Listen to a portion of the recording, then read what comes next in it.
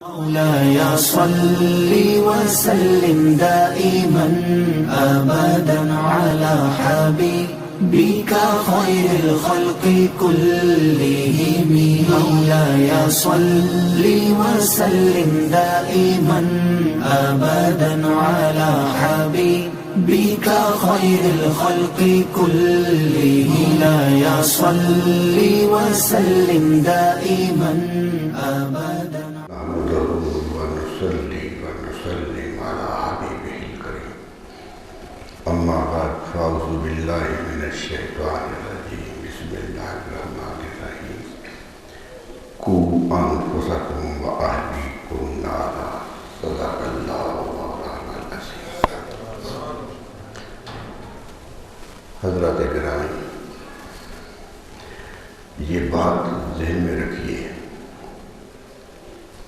کہ ہر انسان کسی خاص مقصد کے لیے پیدا کیا گیا ہے. قدرت کی ساری مخلوق مقاصد کے تحت تخلیق کی گئی ہے. ایک پتا بھی بغیر ضرورت کے نہیں بنایا گیا. کوئی جو چیز بھی تخلیق کی ہے قادر کن نے کی ہے، مالک الملک نے کی ہے، اس لیے اس میں کوئی ابہام نہیں ہے کہ جس طرح انسان کچھ بناتا ہے، کچھ اچھی چیزیں بن جاتی ہیں، کچھ اچھی نہیں بنتی، کچھ مفید بنتی ہیں، کچھ غیر مفید بنتی ہیں، لیکن قدرت کے ہاں سب ضروری اور مفید ہے. جو ضروری اور مفید نہیں ہے وہ اس نے پیدا ہی نہیں کیا. وہ پیدا اسی کو کرتا ہے جس کی ضرورت اس جہان کو ہوتی ہے، اور وہ اس وقت پیدا نہیں کرتا جب وہ اس جہان کی ضرورت نہیں ہوتا ہے. اس لیے وہ کہتا ہے کہ کسی کو میں دے دیتا ہوں، کسی کو نہیں دیتا. تو یہ میری قدرت ہے. کسی درخت کو ہرے پتے دے دیے، کسی کو صرف شاخیں دے دی. کسی جانور کو چیرنے پھاڑنے والا بنا دیا، کسی کو خوراک بننے کے لیے بنا دیا. کوئی دوڑ سکتا ہے تو کوئی رینگ سکتا ہے. زندگی ساری کی ساری مختلف بنائی. اور یہ بھی یاد رکھیے کہ اس نے دو چیزیں ایک جیسی نہیں بنائی. اتنی بڑی قدرت ہے اس کی کہ دنیا میں کوئی دو چیزیں ایک جیسی نہیں ہیں. یہ انسان ہے جو کئی چیزیں ایک طرح کی بنا دیتا ہے.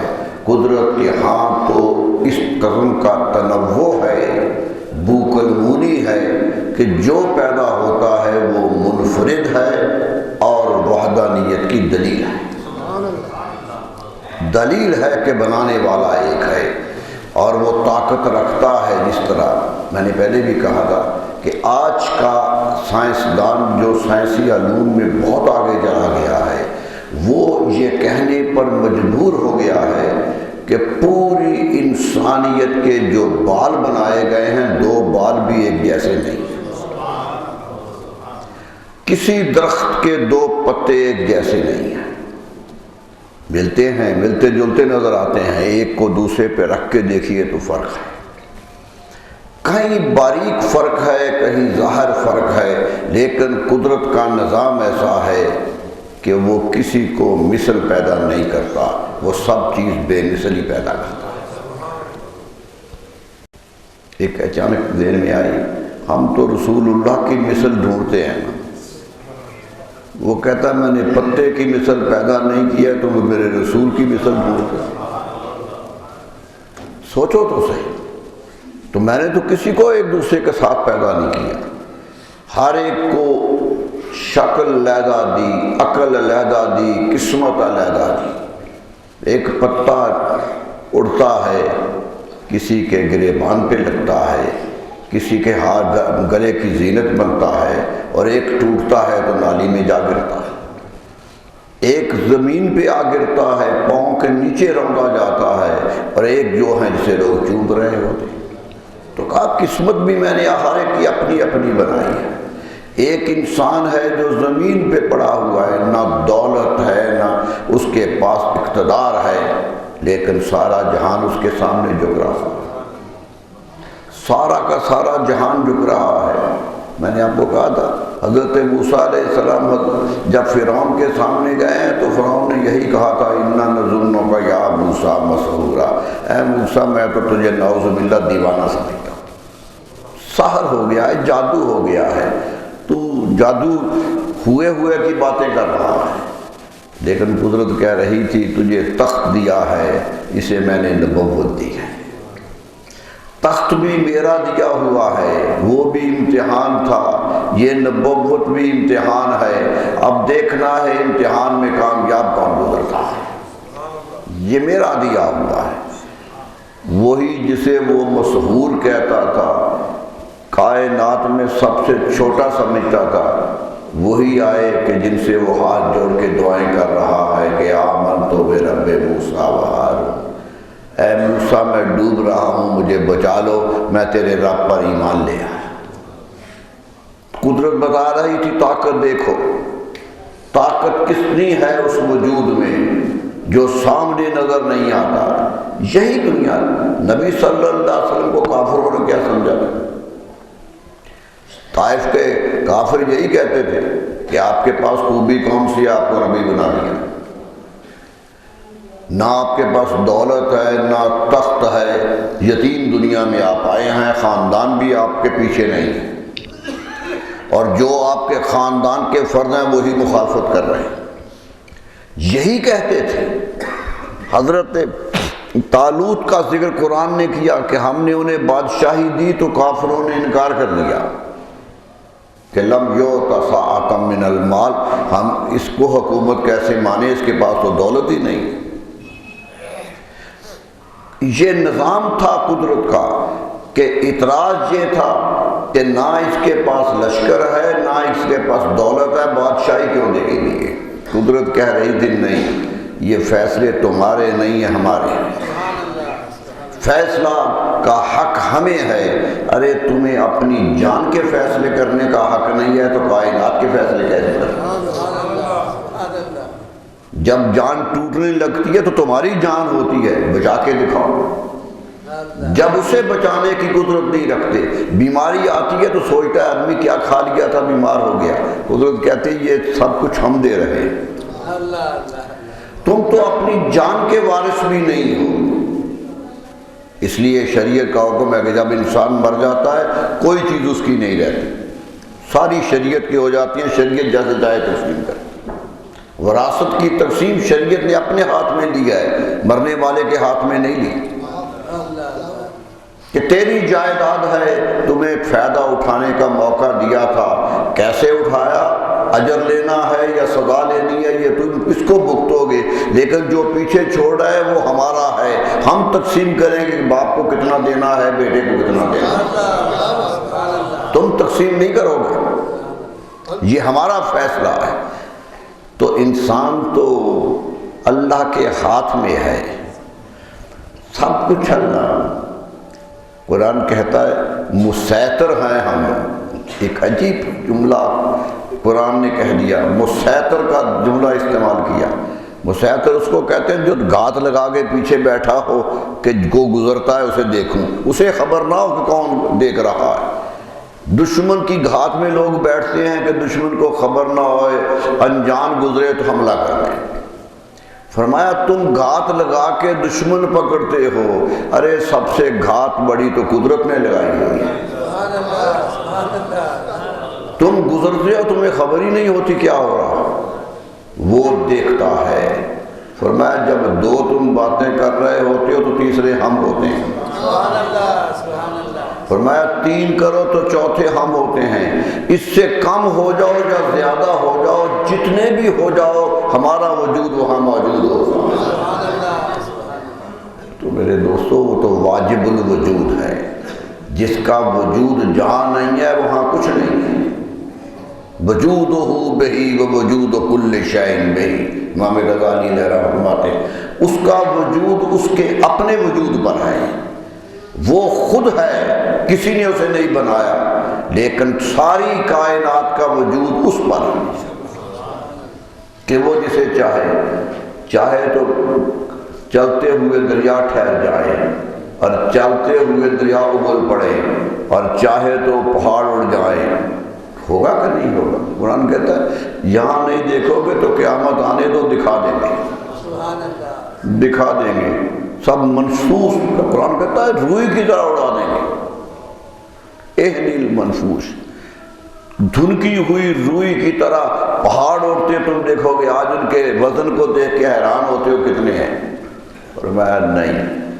یہ ساری قدرت ہمارے پاس ہے، جس نے قدرت اس کی سمجھ لی ہے وہی کامیاب ہے، اور جس نے اپنے آپ پہ ناز کر لیا، قرآن کہتا ہے جب نیکی کرو، نیکی اچھی ہو جائے تو فخر نہ کرو تم نے کی ہے، یہی توفیق مانگو کہ رب نے توفیق دی ہے، اس کی ہے، اور اگر برائی ہو تو اس کی طرف نسبت ہی نہ کرو، کہو میں نے کی ہے، کیونکہ برائی اس کی طرف نسبت کرنا اس کی ذات کے سامنے توہین کرنا ہے۔ قرآن کا لہجہ دیکھا ہے آپ نے؟ قرآن کہتا ہے انعمت علیہم صراط الذین انعمت علیہم، اے اللہ ان راستوں پہ چلانا جس پر تو نے انعام کیا، کھل کے کہا، سیدھا خطاب ہے کہ اے رب تو انعام کرتا ہے جن پر تیرا انعام ہوا اس راستے پر چلانا۔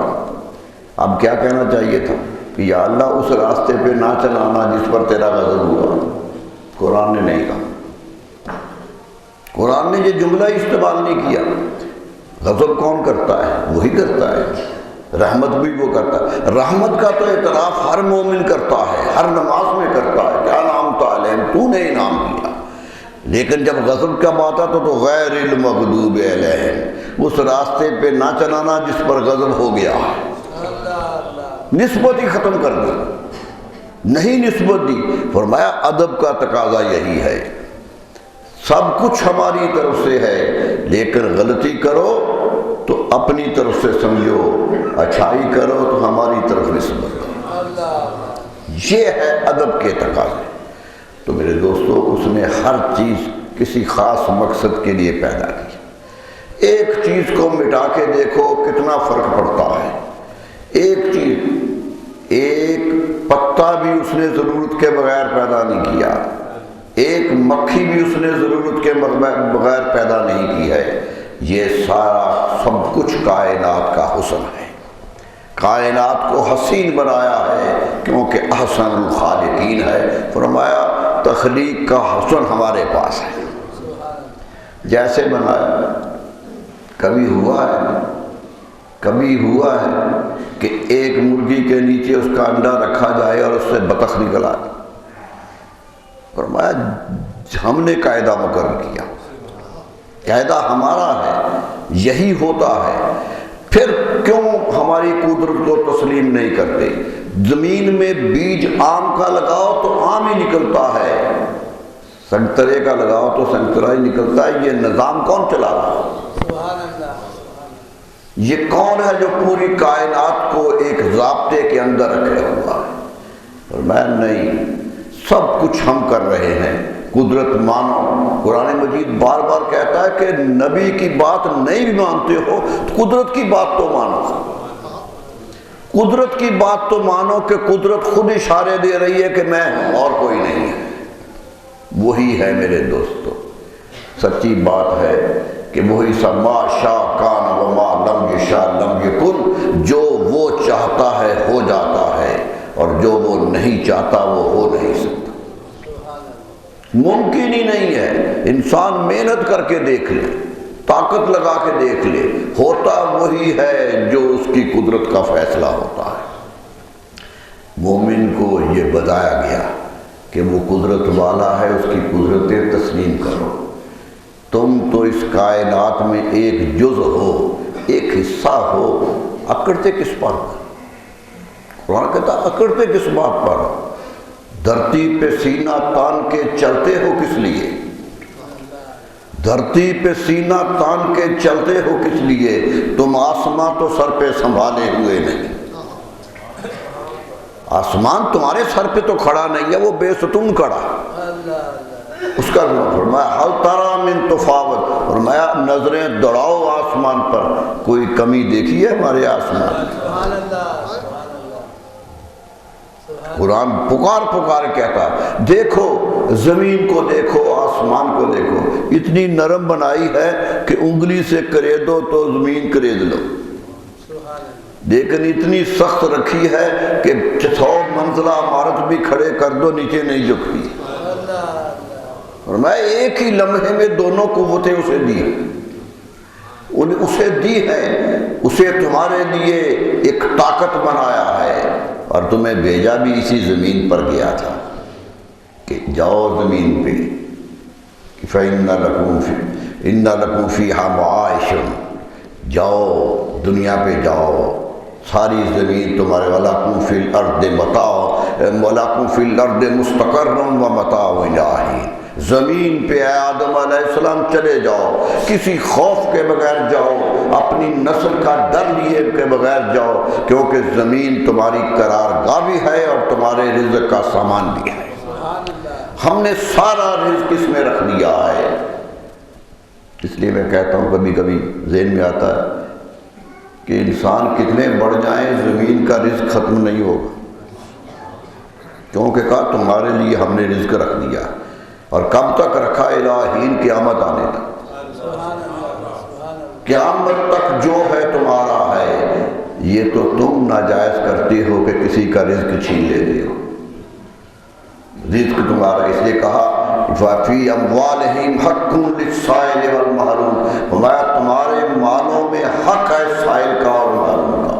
یہ نہیں کہا کہ خیرات کرو، فرمایا حق ہے، اس کا حق ہے، جسی کا حق ہے، غلطی سے تم چھین کے لے آئے ہو، جبر سے چھین کے لے آئے ہو، حق اس کا تھا، تمہارے ہاں آ گیا ہے، واپس کرو تو فخر نہ کرو، خیرات نہ جتاؤ، حقدار کو حق واپس کرو، یہ سارا حق ہے۔ حضرت امام ابو حنیفہ علیہ رحمت درس دے رہے تھے، بیٹھے تھے، طالب علم بیٹھے، میرے دوستوں وہ درس بھی کیا ہوتا ہو، جس درس میں طالب علم کون کون سے ہیں؟ امام محمد ہیں، امام یوسف ہیں، امام ظہر ہیں، ایک ایک امام دنیا کی طاقت والا ہے، اور صوفیہ میں سے حضرت ابراہیم ادم ہیں، حضرت فضیل بن عیاض ہیں، جو آج تصوف کے امام ہیں، وہ بھی زانوِ تلمس طے کر کے بیٹھے، زانوِ تلمس طے کر کے بیٹھے ہوئے ہیں۔ کبھی داتا گنج بخش علیہ رحمہ سے پوچھ لو ان کا حال، داتا گنج بخش علیہ رحمہ تو ہر چوتھے جملے میں ان کا نام لیتے ہیں، یہاں تک کہتے ہیں۔ حضرت خواجہ نظام الدین اولیاء سے کسی نے پوچھا، میں نے پہلے بھی بیان کیا تھا کہ تراویح میں قرآن پڑھنا سنت ہے یا نہیں ہے، کیونکہ نبی صلی اللہ علیہ وسلم نے پورا قرآن تراویح میں نہیں پڑھا، فرمایا سنت ہے، سنت ہے۔ خواجہ نظام الدین اولیاء آج بھی فائد الفؤاد گواہ کا سنت ہے۔ اس نے کہا جی حضور نے تو کیا نہیں، فرمایا میرے صحابہ نے کیا ہے، صحابہ نے کیا ہے، سنت ہے۔ تو نے کہا جی صحابہ کی سنت کو بھی سنت کہیں گے؟ فرمایا میں نہیں کہتا، میرا امام کہتا ہے۔ حضرت امام ابو حنیفہ علیہ کا نام لیا کہ امام صاحب کا فتویٰ ہے کہ صحابہ کی سنت بھی اسی طرح واجب الاتباع ہے جس طرح رسول اللہ صلی اللہ علیہ وسلم کی۔ فرمایا امام کا فتویٰ ہے اور میں تو اسی امام کو ماننے والا۔ کتنا بڑا ہو جائے، جھک کے سر جھکا کے آتے تھے۔ یہ تھے درس دے رہے تھے، ایک سامنے آ کے بیٹھ گیا، دیکھیے یہ فراست مومنہ نہ ہوتی، یہ ہوتا ہے کہ دیکھا کیسے، انہیں خبر تھی کہ میرے رسول صلی اللہ علیہ وسلم کی یہی عادت تھی۔ حضرت سلمان فارسی رضی اللہ عنہ آئے، ایران سے آئے تھے، چلتے ہوئے سفر کرتے ہوئے پریشانی کے عالم میں آئے تھے کہ تلاش تھی کہ کوئی نبی آیا ہے اسے ملنا ہے، کیونکہ ایک پادری کے بیٹے تھے، بہت بڑا عالم کے بیٹے تھے، کتاب پڑھ لی تھی جس میں رسول اللہ کا نام تھا، تلاش کرنے نکلا ہے، گھر بھی چھوڑ دیا، سب کچھ چھوڑ کے نکلے، کبھی غلام ہوئے، کبھی کسی نے خریدا، چلتے چلتے آ گئے، دربار میں آ گئے، سامنے آ کے بیٹھ گئے۔ اب کتنے بیٹھتے ہوں گے وہاں، لاکھوں کی تعداد بیٹھے تھے۔ نبی صلی اللہ علیہ وسلم نے کہا قریب آ جاؤ، قریب آ جاؤ۔ قریب آئے تو صحابہ کہتے ہیں ہم حیران ہو گئے، حضور صلی اللہ علیہ وسلم نے جملہ فارسی کا بولا، فارسی کا جملہ بولا۔ ہم حیران ہوئے کہ رسول اللہ تو عرب ہیں، عرب کے باہر گئے بھی نہیں ہیں، تو یہ فارسی کیسے بول رہے ہیں؟ کہتے انہوں نے جواب دیا، تسلی دی، کچھ نہیں۔ فرمایا یہ فارس سے آیا تھا، یہ عربی نہیں جانتا تھا۔ ارے دوستو، شکل سے پہچانا، دیکھ کے پہچانا، یہی قدرت اللہ تعالیٰ ان کے فیض سے ولیوں کو بھی دیتی ہے۔ ولی حضرت امام ابو حنیفہ رحمہ اللہ کہتے ہیں میں نے اسے نظر ڈالی، سبق پڑھا رہا تھا، پڑھاتے پڑھاتے 2-3 دفعہ اس کے چہرے پہ نظر ڈالی، سبق ختم ہو گیا، وہ چلا گیا۔ میں نے ایک مریض سے کہا، شاگرد سے کہا پتہ کرو یہ آدمی کہاں جا رہا ہے۔ وہ پیچھے پیچھے گیا، ایک مکان پہ وہ جا کے داخل ہو گیا، کہنے لگا جی فلاں مکان سے داخل ہوا ہے۔ آپ کہتے ہیں میں نے ایک اشرفیوں کی تھیلی بھری اور چل پڑا، دروازہ کھٹکھٹایا اور دروازے کے اندر رکھ دی اور آواز دے دی کہ یہ تیری قسمت کا ہے، اسے لے لینا، لے لینا۔ واپس آ گئے۔ مریدوں نے کہا حضور کچھ اسے بتا کے آتے، کون دے کے گیا ہے؟ فرمایا جس کے لیے دے رہا تھا وہ دیکھتا تھا، وہ دیکھتا تھا جس کے لیے میں دے رہا تھا۔ اور فرمایا میں نے اس لیے اس کو نہیں بلایا کہ وہ اس کی آنکھیں جھک جائیں گی کہ یہ مجھے دے رہا ہے، میں سوالی ہوں۔ فرمایا اس کے چہرے سے نظر آ رہا تھا کہ کوئی سوال کرنے آیا تھا، لیکن اتنی دنیا دیکھ کر اسے جرأت نہیں ہوئی سوال کرنے کی، گھر پہنچا دیا۔ یہ کیفیت ہوتی تھی کہ مال ان کا ہے، دے دیا ہے، اور کوئی پہچان بھی نہیں کرواتے تھے، اپنی شناخت بھی نہیں کرواتے تھے۔ آج خیرات کا تصور یہ نہیں ہے، آج تو اشتہار ہے، آج تو کیمرہ مین سامنے ہو تو بڑا دیتا ہی نہیں ہے۔ میرے دوستو فرق دیکھیے، قدرت کو خبر ہے اگر جس کے لیے یہ کام ہو رہا ہے، تو پھر کسی کو کیا بتانا ہے، کسی کو کیا بتانا ہے۔ یہی تصور لے کے مومن دنیا میں آتا ہے۔ تو میں اس کر رہا تھا قدرت نے ہر انسان کو صلاحیتیں دی ہیں، نیکی کی بھی، یہ اس کی دین ہے، یہ اس کا کرم ہے۔ اس لیے دعا مانگتے رہا کرو میرے دوستوں کہ وہ کرم ہی کرتا رہے۔ انسان اس قابل نہیں ہے، کوئی اس کی عبادت اس لائق نہیں ہے کہ قدرت کو مجبور کرے کہ اس پہ کرم کرے۔ قدرت اپنے کرم سے ہی کرتی ہے، اپنا کرم ہی ہے، اس کا خیر ہی ہے جو بانٹتا ہے۔ انسان کا کوئی عمل بھی استحقاق کے زمرے میں نہیں آتا، سب انہی کا۔ حضور صلی اللہ علیہ وسلم نے ایک دفعہ خطبہ دیتے ہوئے فرمایا کہ لوگوں یہ یقین رکھو کہ سب اللہ کے کرم سے بخشے جائیں گے، کوئی بھی بخشش اپنے اعمال کی بنیاد پہ نہیں ہوگی، اللہ کا کرم ہوگا تو بخشے جائیں گے۔ ایک صحابی کھڑے ہو گئے، کہنے لگے یا رسول اللہ سب؟ فرمایا سب۔ فرمایا یا رسول اللہ آپ سوال کرنا۔ فرمایا گواہ رہنا میں بھی اپنے رب کے کرم سے ہی بخشا جاؤں گا۔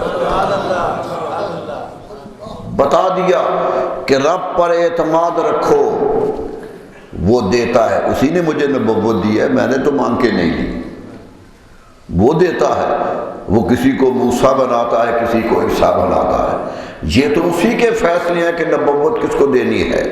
فَيَجْعَلُ رِسَالَتَهُ، قرآن کہتا ہے اللہ جانتا ہے کہ اپنی رسالت کہاں رکھنی ہے، یہ فیصلہ اس کا ہے، کوئی نہیں کہ یہ کہے کہ میں رسول۔ یہ جو جعلی بن جاتے ہیں کیوں نہیں مانتے آپ ان؟ نیکی کی باتیں تو بڑی کرتے ہیں، وہ بھی بڑا کچھ کہتے ہیں۔ میں تو بلکہ حیران ہوں کہ بڑے بڑے لوگ ان کی نیکی کی باتوں پہ بہک جاتے ہیں۔ سر سید احمد خان کے بارے میں پڑھ رہا تھا، جہاں تو بڑا نامور آدمی ہے، بہت بڑے شخصیت ہے، بر صغیر کا بہت بڑا عالم تھا، پڑھا ہوا تھا، درس نظامی بھی پڑھا ہوا تھا۔ مولانا فضل اللہ خیر آبادی کے والد گرامی کا کلاس فیلو رہا تھا، ہم مکتب رہا تھا۔ مرزا غلام احمد نے دعویٰ نبوت کر دیا، کسی نے اس سے پوچھا، کہنے لگا مجھے پتہ نہیں اسے الہام ہوتا یا نہیں ہوتا، لیکن آدمی نیک ہے، نیکی کی باتیں کرتا۔ بتائیے اسلام کیا کہتا ہے؟ کسی کو نیکی کو تسلیم کیا نبی صلی اللہ علیہ وسلم؟ جو نہیں مانتا رسول اللہ کے ختم نبوت کو، اس کی نیکی کو قدرت تقسیم نہیں کر رہی۔ یہ نیکی کا بہروپ ہے، روپ نہیں ہے۔ نیکی وہی ہے جو محبت سے آئے اور ایک دائرہ کار کے اندر رہ کے آئے۔ تو میرا کہنے کا مقصد یہ ہے، قدرت پر بھروسہ کیجئے۔ آج قدرت پر بھروسہ ختم ہو گیا ہے۔ آج انسان طاقت سمجھتا ہے کہ میں یہ کر لوں گا۔ بڑے بڑے لوگ بھی قدرت سے ڈرتے رہے، قدرت کے سامنے سر جھکاتے رہے۔ یہی ہوا۔ اللہ اللہ، مجھے واقعہ یاد آ رہا ہے، سبکتگی بادشاہ تھا غزنی کا، جس کا بیٹا محمود ہے، جو دنیا جہان کا بڑا سب سے بڑا، آج دنیا کا کوئی ملک نہیں جو محمود کو نہیں جانتا۔ حملے پہ حملے کیے اور کامیاب ہی کامیاب رہا۔ پوری زندگی میں شکست اس کے قسمت میں نہیں آئی۔ جہاں بھی حملہ کیا، تھوڑا لے گیا، بہت لے گیا، لشکر لے گیا، کم لے گیا، فتح اس کے نصیب میں رہی۔ تاریخ حیران ہے۔ اس کا باپ تھا، غزنی سے گزر رہا تھا، پل آ گیا، پل سے گزرنے کا گھوڑے پہ سوار تھا، ایک بوڑھی عورت پل کے آخر پہ بیٹھی ہوئی تھی۔ اتنے لوگ نہیں ہوتے تھے کہ دنیا سپاہی آ کے سارا راستہ ہی خالی کر دیں۔ یہ پتہ نہیں کیا ہو گیا ہے، قوم کے رہنما ہوتے ہیں اور قوم سے جگہ خالی کروا لیتے ہیں۔ بدقسمتی ہو گئی، جس کی رہنمائی کرنی ہے اس کے سامنے آنے سے ڈرتے ہیں۔ وہ سامنے ہوتے تھے۔ آیا، مائی نے گھوڑا پکڑ لیا، کھڑی ہو کر کہنے لگا مائی کیا بات ہے، میرا گھوڑا روک لیا ہے آپ نے؟ کہنے لگی ایک مجھ پر ظلم ہوا ہے، ایک شخص نے مجھ پر زیادتی کی ہے، تو بادشاہ ہے، تجھ سے میں صرف اتنی بات پوچھنا چاہتی ہوں کہ میرا فیصلہ اس پل پر کرنا ہے یا قیامت والے پل پہ کرنا ہے، یہاں کرنا ہے یا وہاں کرنا ہے۔ سبکتگی چھلانگ لگا کے نیچے آ گیا، چھلانگ لگائی نہیں، چھوٹ گیا، ہاتھ جوڑ کے کھڑا ہو گیا مائی کے سامنے کہ مائی یہاں ہی فیصلہ کر رہو، تاب عام پل نہ دارم، اس پل کی مجھ میں ہمت نہیں ہے، اس میں جانے کی ہمت نہیں ہے، آج فیصلہ کرو۔ معلوم ہوتا ہے بڑے سے بڑا بھی ڈرتا تھا۔ یہ خوف، یہ اللہ کی قدرت، خشیت الہی، یہی کامیابی کی دلیل ہوتی ہے۔ سجدوں میں سر ہوتے تھے اور آنکھوں سے آنسو ہوتے تھے، یہی ہوتا ہے میرے دوستو۔ تو میں گزارش کر رہا تھا کہ قدرت کی تخلیق اتنی بڑی ہے، آج تک گنا نہیں گیا کتنے اس نے چیزیں پیدا کی۔ پچھلے دنوں ایک رپورٹ آئی یورپ سے کہ سمندر کے جانور بھی گنے نہیں گئے کتنے ہیں، کیونکہ کسی نہ کسی ساحل پہ کوئی نیا جانور نظر آ جاتا ہے، کوئی نیا کیڑا نظر آ جاتا ہے۔ وہ پیدا کرنے والے نے بے تحاشا پیدا کیا اور سب کو رزق دینے کی ذمہ داری بھی اپنے پاس لی ہے۔ فِي السَّمَاءِ رِزْقُكُمْ، فرمایا گھبراؤ نہیں، تمہارا رزق ہمارے پاس ہے، ہمارے پاس ہے، دیتے ہیں ہم۔ یہ علیحدہ بات ہے، کسی کو ہمت سے دیتے ہیں، کسی پر خیرات کر کے دیتے ہیں، یہی دیتے ہیں۔ عرب کہانی سناتے ہیں عربوں کے ہاں کہ ایک تاجر تھا بغداد کا، تجارت کرنے کے لیے، اس زمانے میں گاڑیاں تو نہیں ہوتی تھیں، اونٹوں پہ سفر ہوتا تھا، دور دور جاتے تھے۔ بیٹا جوان ہو گیا، بیٹے کہنے لگا کہ آپ تجارت کیا کرو تم بھی۔ انہوں نے کہا جی ٹھیک ہے، سامان اکٹھا کر دیا کہ لے جاؤ اور بیچ کے آؤ، قافلے کے ساتھ روانہ کر دیا، قافلہ کئی کئی مہینے چلتا تھا۔ ایک صحرا سے قافلہ گزرا، وہاں قافلہ ٹھہرا، چاندنی رات تھی، ریت ہی ریت تھی۔ قافلے نے خیمہ لگایا اور یہ جوان تھا، ہمت تھی، ایسے ہی باہر نکل گیا کہ دیکھوں یہاں کیا ہے۔ کہتا کبھی ادھر چلا گیا کبھی ادھر، ایک طرف گیا تو ایک لومڑی قریب دیکھی، مری ہوئی تقریباً، جھلنے کی طاقت نہیں ہے، بہت ہی لاغر ہے۔ تو کہتے میں نے کہا کہ یا اللہ تو رازق ہے، رزق دیتا ہے، اس کو کون دے گا؟ یہاں تو کوئی ہے ہی نہیں، یہ تو صحرا ہے، ریت ہے، یہاں تو رزق کا دانہ ہی نہیں ہے، تو یہ تو بیچاری مر گئی، اس کا رازق کون ہے؟ اس کا رازق کون ہے؟ وہ کہتا بھی میں سوچ رہا تھا کہ دور سے ایک شیر دوڑا ہوا آیا، میں ڈر گیا، ایک طرف ہو گیا، اس کے منہ میں ہرن تھا جو شکار کر کے لایا تھا، قریب بیٹھ کے لومڑی کے اس نے وہ کھایا اور باقی وہاں چھوڑ کے چلا گیا۔ لومڑی رینگتی ہوئی آہستہ آہستہ آگے بڑھی اور کھانے لگ گئی۔ کہتا مجھے حیرت ہوئی کہ رازق کتنا بڑا ہے، ایک لومڑی کی خوراک شیر کے منہ سے دیتا، یہ اس کی قدرت ہے۔ کہتے میں سوچنے لگا کیوں محنت کرتے ہیں، وہ دے تو دیتا ہے۔ کہتے میں واپس آ گیا، سفر ہی چھوڑ دیا، تجارت ہی چھوڑ دی، واپس آ گیا۔ باپ کے پاس آیا تو آپ نے کہا واپس آ گئے ہو، سامان بیچ کے نہیں آئے؟ کہتا میں نے قصہ سنا دیا، یہ ہوا ہے جب وہ لومڑی مری ہوئی کے منہ میں شیر سے رزق دیتا ہے تو مجھے کیوں نہیں دیتا، اس لیے چھوڑ آیا۔ باپ نے کہا بیٹا سچ کہا ہے تو نے، مجھے اس پہ اعتراض نہیں ہے، لیکن ایک فرق تو سمجھا نہیں ہے، کسی کو وہ شیر بنا کے دیتا ہے کہ وہ خود بھی کھاتا ہے اور مری ہوئی لومڑیوں کی خوراک بھی مہیا کرتا ہے، اور کسی کو دوسروں کا محتاج کر کے دیتا ہے۔ تو فیصلہ کر کے شیر بن کے کھانا ہے یا لومڑی بیمار بن کے کھانا ہے، یہ تمہارا فیصلہ ہے کہ زندہ کہ کس طرح رہنا ہے، خوراک کس طرح حاصل کرنی ہے۔ دیتا تو وہی ہے، دیتا وہ ہے، لیکن انداز دینے کا کیا ہے؟ کسی کو حلال کا دیتا ہے، کسی کو حرام آ جاتا ہے، کوئی زندگی کسی کا ظلم لے کے چھینتا ہے، کوئی کسی پر نثار ہو کے زندگی گزارتا ہے، ایک ایک لقمہ دوسرے کو دیتا چلا جاتا۔ یہ ہمت اس کی قدرت ہے جس کو انسان کو سمجھ لینا چاہیے۔ میرے دوستو، ایک بات جو آپ سے آج کہنی ہے وہ یہ ہے کہ قدرت کا فیصلہ ہے سب کو پیدا کرنا، قدرت کا فیصلہ ہے نیک و بد کی تمیز کروانا، لیکن ہر ایک پر ایک ذمہ داری لگائی ہے قدرت نے، پیدا کیا ہے۔ باپ وسیلہ بنتا ہے بیٹے کا، ماں وسیلہ بنتی ہے بیٹے کی، تو کہا کہ تم پر بھی ذمہ داریاں ہیں۔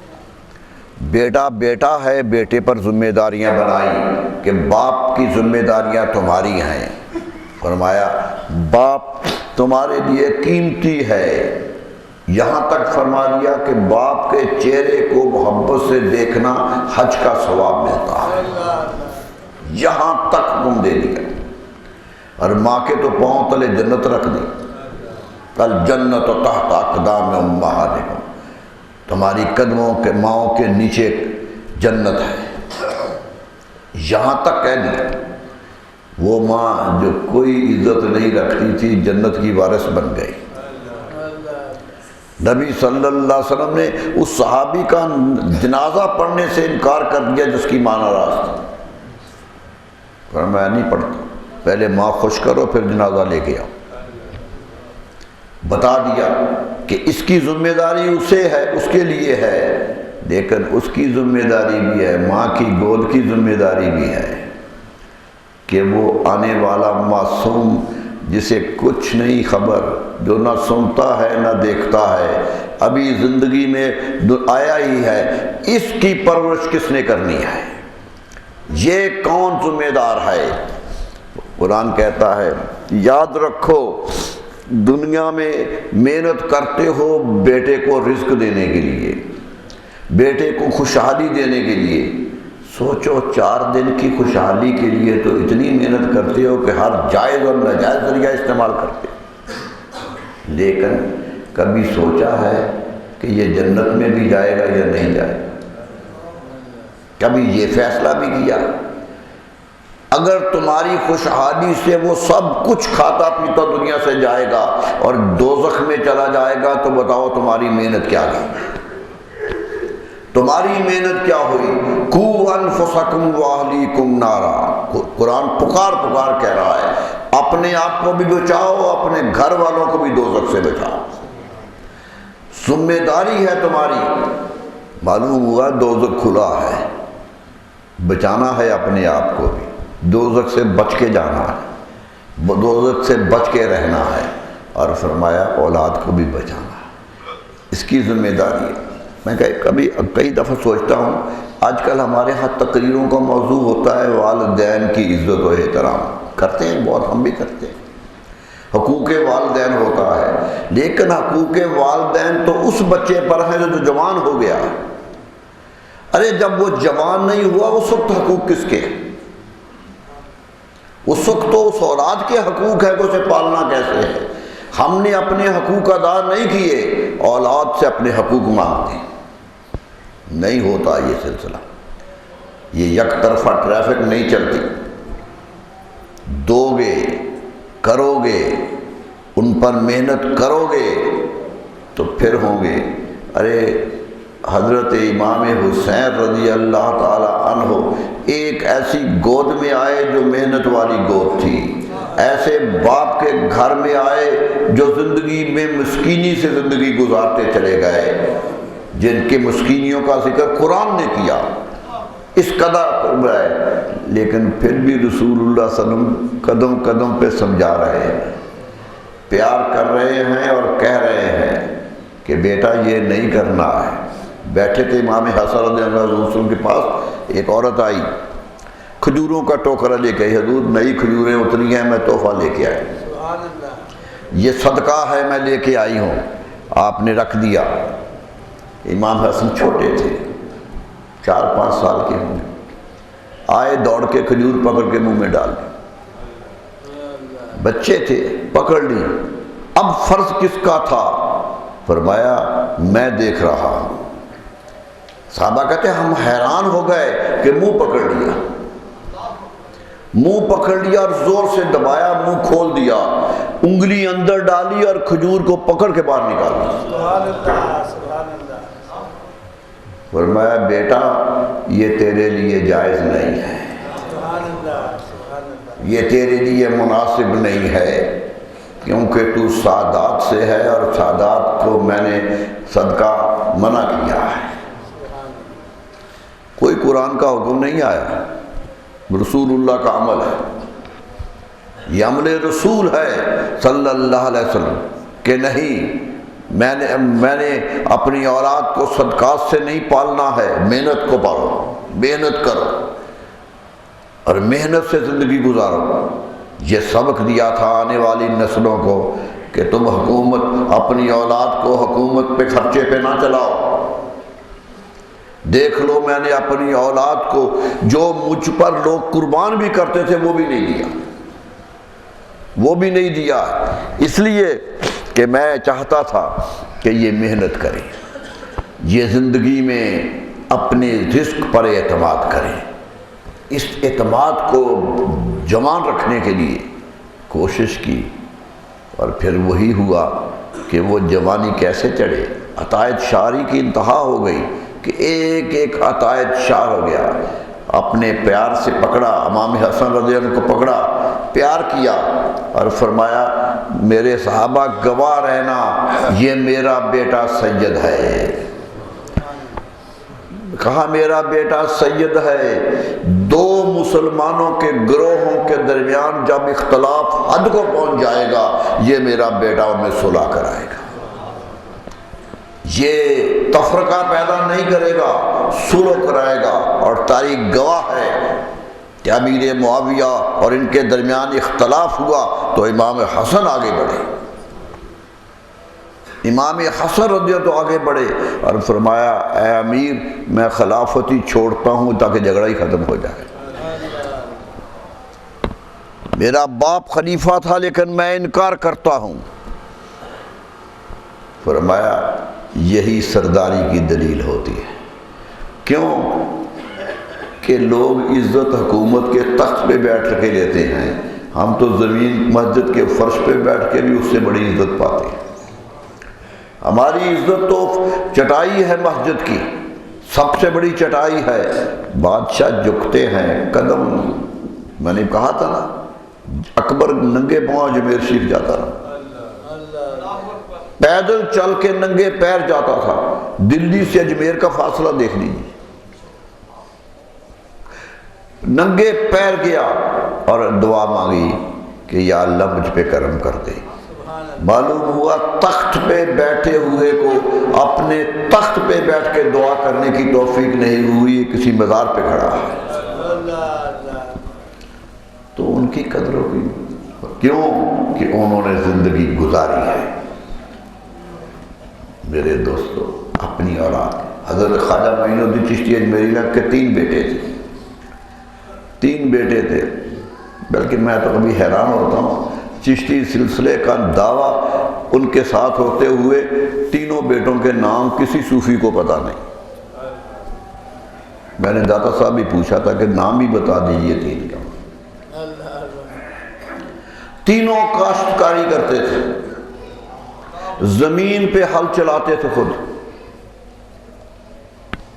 بیٹے کو سلطان الہند کے بیٹے ہیں، حضرت خواجہ معین الدین چشتی اجمیری علیہ الرحمہ ولیوں کے سردار کے بیٹے ہیں، پکڑ کے تخت پہ نہیں بٹھا دیا، پکڑ کے گدی پہ نہیں بٹھا دیا، فرمایا کماؤ اور کھاؤ۔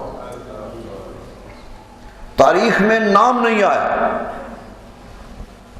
صرف پتہ کیسے چلا کہ مرید خاص حضرت خواجہ بختیار کاکی علیہ الرحمہ یہ التمش کے پیر تھے۔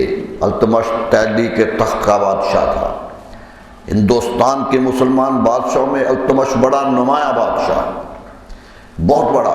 جب ہلاکو خان پورے عالم اسلام کو روند کے ہندوستان آیا تو اسی سے شکست کھا کے واپس گیا، ورنہ وہ سارا عالم اسلام رگیج دیتا۔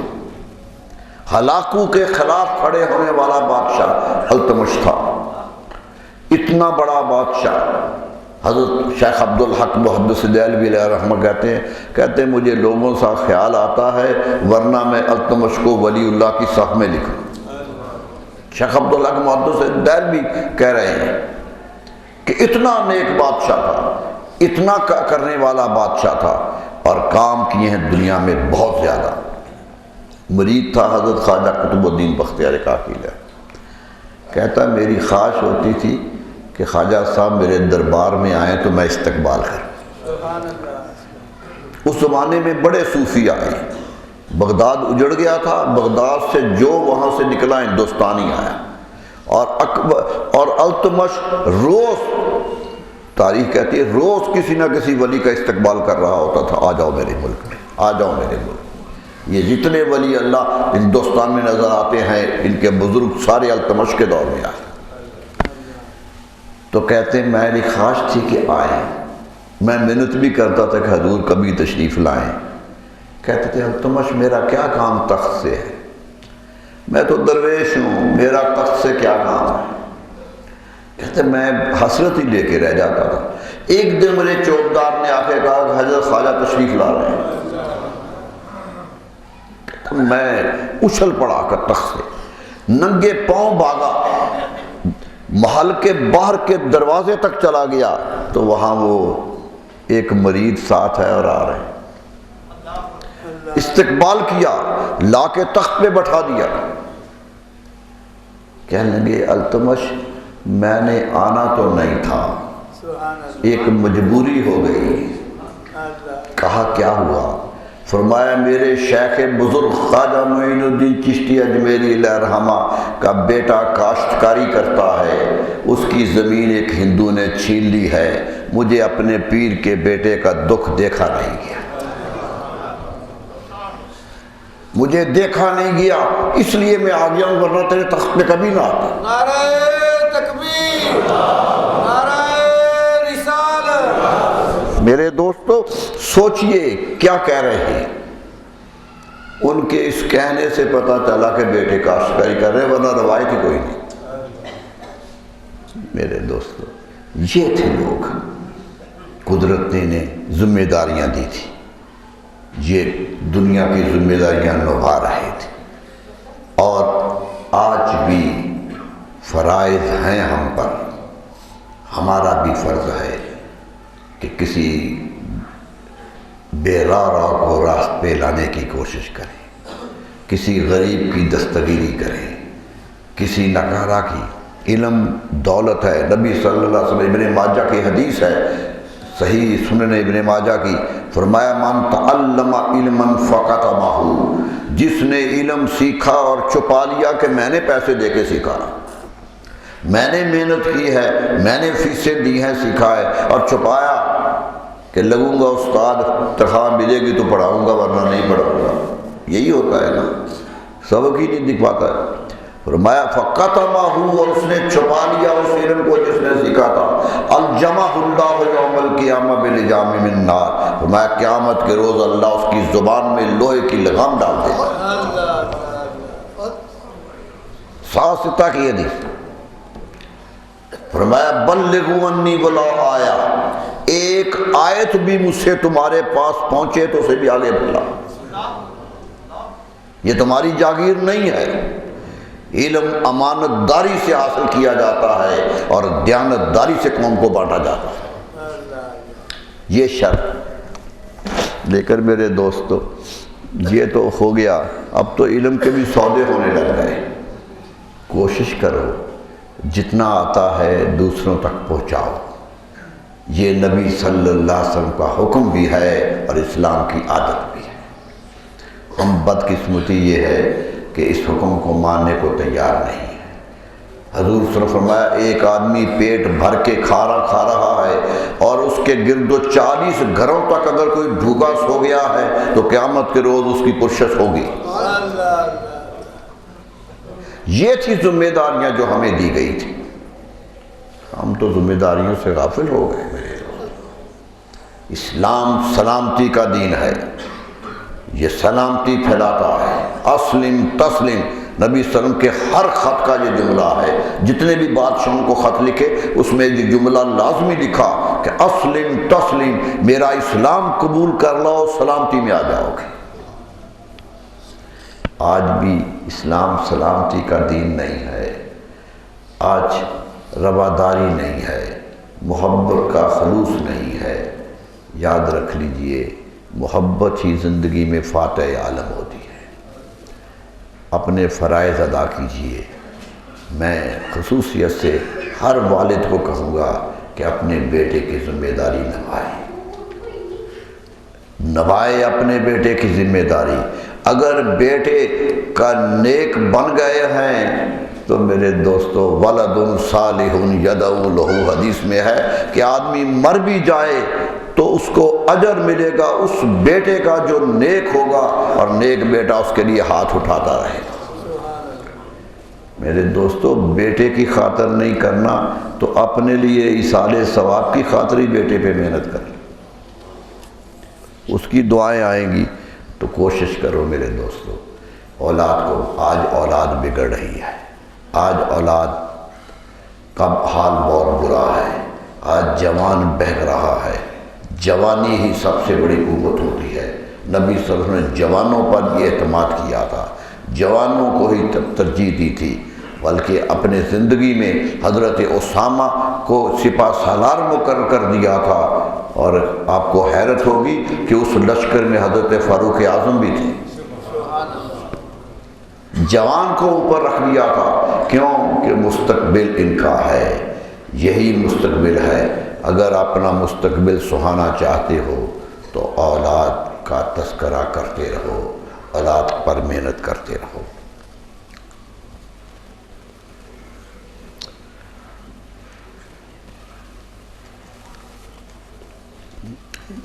کچھ سوال ایسے ہیں جو لوگ کرتے رہتے ہیں، الجھتے رہتے ہیں۔ ایک بات آپ کو نصیحت کے طور پہ کہوں، جو حکم آ جائے، نبی صلی اللہ علیہ وسلم نے فرمایا جو مجھ سے آ جائے اسے لے لو۔ حدیث ہے کہ جو مجھ سے آ جائے اسے لے لو، اور جس پر میں خاموش رہا ہوں اس کا سوال نہ کرو۔ جس پر میں خاموش رہا ہوں، اس کا سوال نہ کہی۔ یہ سوال بار بار سامنے آیا کہ نبی صلی اللہ علیہ وسلم کی نماز جنازہ ہوئی تھی یا نہیں، سمجھ نہیں آتی بات۔ جنازہ کیا ہے؟ دعائے مغفرت ہے، اللہ مغفر لحینا و میت، یا اللہ یہ زندہ اسے بھی بخش دے جو چلا گیا اسے بخش، دعا ہے نا۔ کیا امت کو اچھا لگتا ہے کہ اپنے نبی کے لیے یہ کہا؟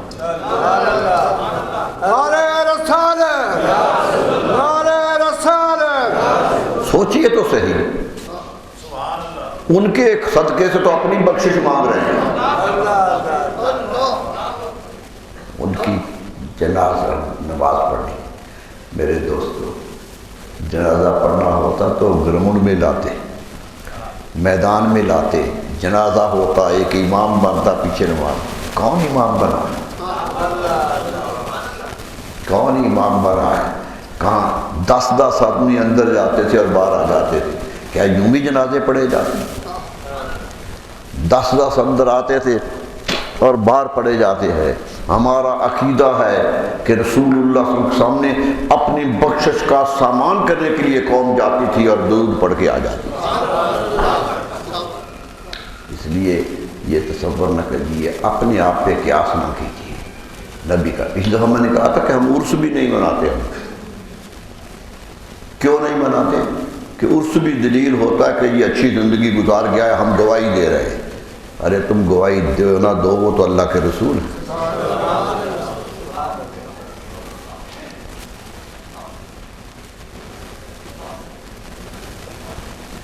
یہ بھی ایک مسئلہ، دیکھو استحباب کے مسئلے ہوتے ہیں، بعض مسئلے ہوتے ہیں لازم، بعض ہوتے ہیں استحباب ہے کہ اچھا ہے۔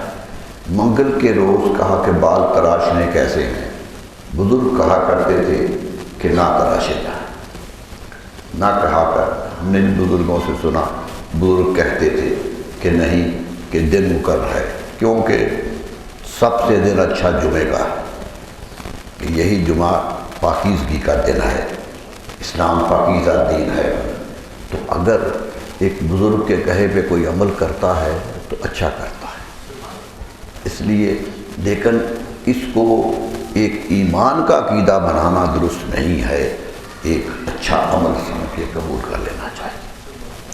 اللہ تعالیٰ ہمیں ہدایت دے کہ ہم نیکی کے کام کرتے رہیں، نیکی پر چلنے کی توفیق ملتی رہے۔ وہی توفیق دینے والا ہے، وہی سب کچھ کارساز ہے، اور ہمیں تو ایک سہولت حاصل ہے کہ اس سے مانگتے ہیں اور اس کے حبیب کا صدقہ مانگتے ہیں۔ اللہ تعالیٰ نبی اکرم صلی اللہ علیہ وسلم کے صدقے ان کی رحمتوں کے سائے میں رہنے کی توفیق عطا فرمائے۔ وما علینا الا البلاغ۔ مولاي صل وسلم دائما